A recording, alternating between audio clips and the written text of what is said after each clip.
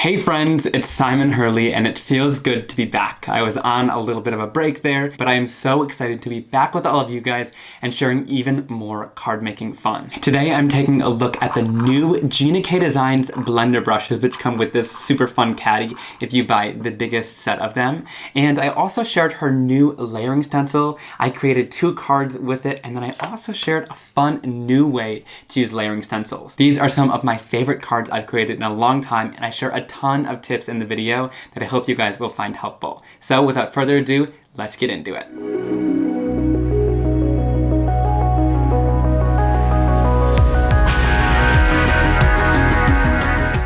Alright, so let's start off by taking a quick look at the blender brushes.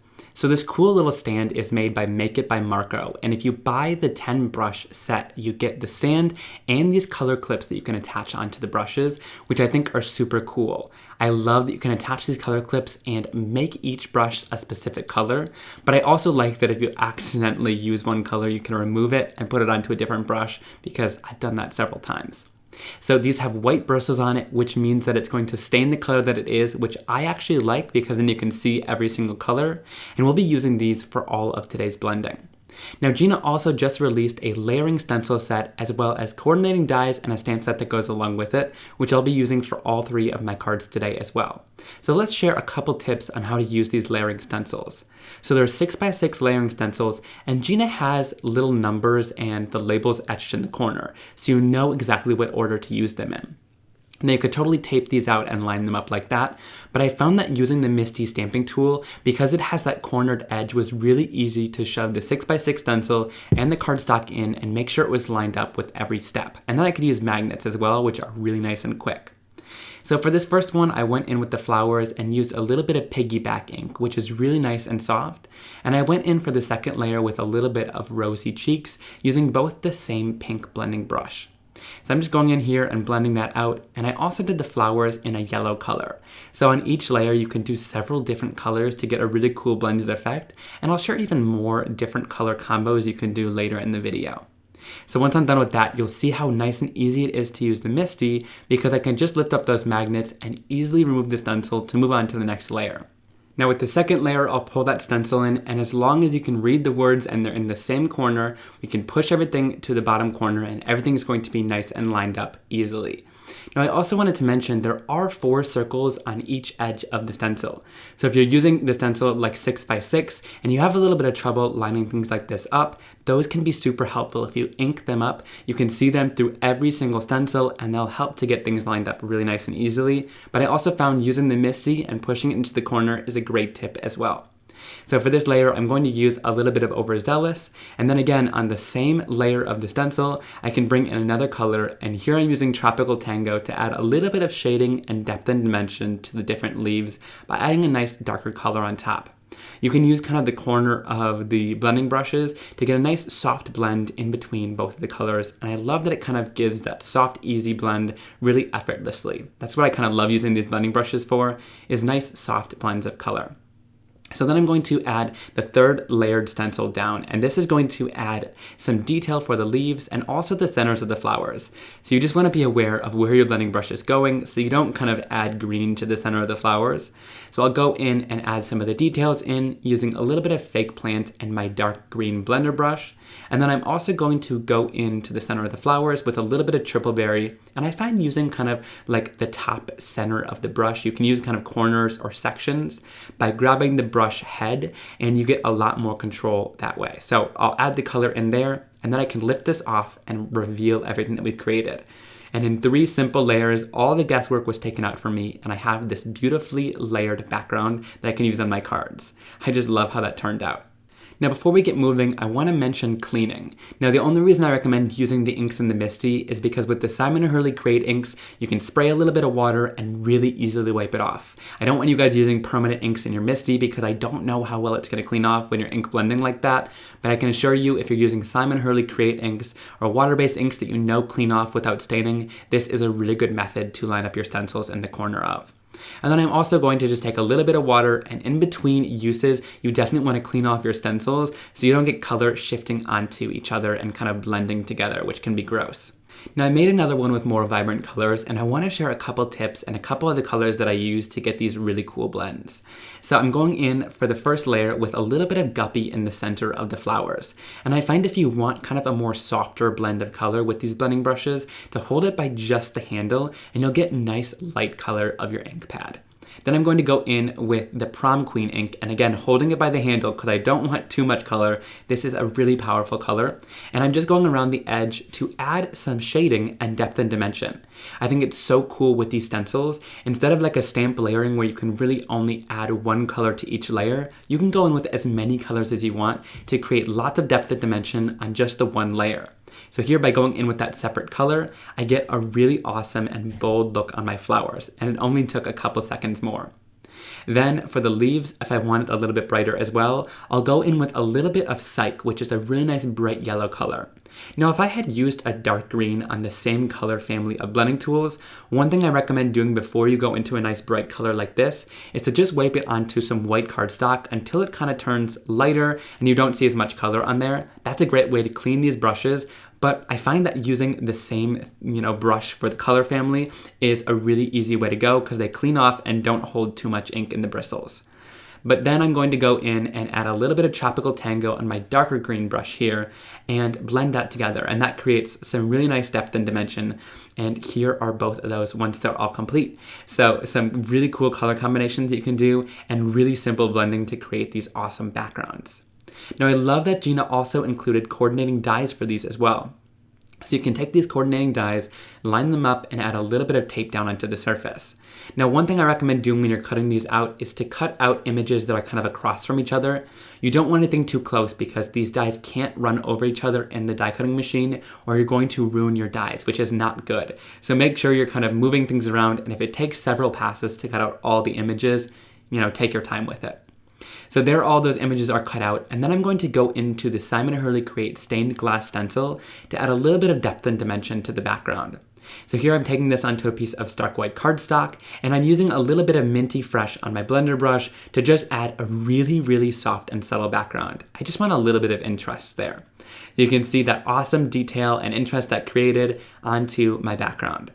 So then I'm going to take my flowers and arrange it how I wanted. And I'm leaving a little bit of space up from the bottom and adding a pencil line all along the flower. This is because I want to cut this out with my Fiskars scissors here.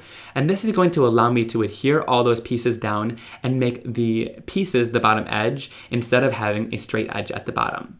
So I'll just take all the different leaves that I had cut out and puzzle piece them in with a little bit of tape runner there. And then I can take anything that's on the back and use an adhesive eraser to make sure there's no stickiness on the flap. So once I'm done with that, I'll add my flower right to the center where I had left a little cutout for it on a little bit of foam tape for some dimension. And I'll take another flower that I blended the exact same way and cut out one of the center areas of the flower. That way I can take a foam square, pop it up, and you get even a little bit more dimension, which I think is so cool. So when I lift it up here, you can see that added dimension is totally worth it to fussy cut out that little flower in the center. Then I'm going to take the Gina K A Little Love stamp set, and I'm going to add some details onto the flower using this. So I'm going to take those little lines that you can stamp on the center of the flower with some traffic cone ink and stamp it right down, which adds a little bit of extra dimension and detail to that flower that we blended out. Then from that same stamp set, I've moved over to my MISTI Stamping Tool so I don't mess anything up, and I'm going to stamp down a scripty word that says love and the sentiment that says you so very much. And there's a ton of different options in there for sentiments, but I love doing this in my MISTI because I usually mess it up or I want to make something a little bit darker like I did here, and you can stamp it over in the exact same spot, which is really awesome. You'd hate to ruin something at the last second like this. So here's that finished card. I love that cool edge that we added at the bottom, that it has those coordinating dies so you can cut these flowers out and create a really cool image like that looks like it was no line colored since you did the ink blending. Now for the second card that I created that background for, I'm just going to go in with my Fiskars fussy cutting scissors and go kind of down the card in almost a straight line, but going around the images that we blended out. So you get a little bit of texture on the edge there. Then I'm going to take that and use my Vellum folder to smooth out any mistakes that we might have made while we were cutting. And then I'm going to add that down to a green card base. Using one of the die cuts that come in the coordinating die cut set, which has the word love. I love how it's written. And I'm going to add it down to the shadow love die cut on a little bit of vellum so that it stands out from the detail on the background, and use an acrylic block to make sure it stays flat. Then I added it all together with some of the sentiments from that stamp set, and I just adore how this card turned out. It was a super simple edge, but that blending and the die cut really brings it all together. Now, to do something a little bit different with this layering stencil, I took the layer number 1 with those flower images on it, and I'm just going to take some Simon Hurley Create ink pads and some of the colors we've used, like Prom Queen, Slippery and Wet, Game Over, Crown Me, and Remember Me, and smoosh that all over the background. You don't want to be shy with the ink. You want lots of ink here so we can get it to move and blend and create a really colorful watercolor background here. So once I'm done with that, I'm going to take my water bottle and spray down lots of water onto the surface of the stencil so that it really gets moving and blending the colors together. Now we're going to do some stamping with this. So that water is going to help it transfer to the surface because it's not like a stamp, you know. You have to give it lots of pressure and water to make it kind of move around and transfer to your cardstock. So I pressed it into my stark white cardstock, and I've grabbed my rag so that any color that seeps out to those openings gets cleaned up and the lines stay really nice and sharp. And then when I lift that off, you get a really nice colorful watercolor background with those flowers being white instead of those being the ones that are stenciled. Now, I did something a little bit different here. I'm going to take the layering stencil layer number 2 with a little bit of triple berry, which is one of the colors that we use on the background here, and just really lightly color in the second layer of my stencil using this color. It's really easy to do, and you know, the less is more here. I didn't want it to stand out too much, but I wanted a little bit of detail in the background down there. So there we go, we've added that down, and then I wanted to do the same thing with the third layer to add even more detail. So one thing I forgot to mention is when you stamp it, you flip it over. So you want to flip both of these stencils to make sure they're nice and lined up for inking. And then I'm going to grab my Crown Me ink pad, which is a little bit darker than Triple Berry, and go in and fill in all of the final details on the third layer. So I'm going in to fill in some of the leaf details and also do the center of the flowers. You could totally leave it with just the stamped background with the watercoloring, but I thought adding on the second, the different layers in there makes a really cool layered stencil, but I love that colored background that really brings it all together. Leaving those flowers white is a totally cool new way to use these. So then to finish this off, I kept it very simple. I added a little bit of texture and dimension by using my decal trimmer. I love this to just add a little bit of dimension when I don't want to embellish it too much and I don't want to cut it apart too much. I just want a little bit of detail. So that's really great for that. Now I'm taking one of those love dies again that I've die cut, and I'm going to add a little bit of clear embossing ink, grab my tweezers, and dip this into some gold embossing powder. I want this to look really regal, so I'm dipping it into the gold there, and then we can take my heat tool and start heat embossing this until it's nice and shiny. And that's going to make that sentiment really stand out off of the card.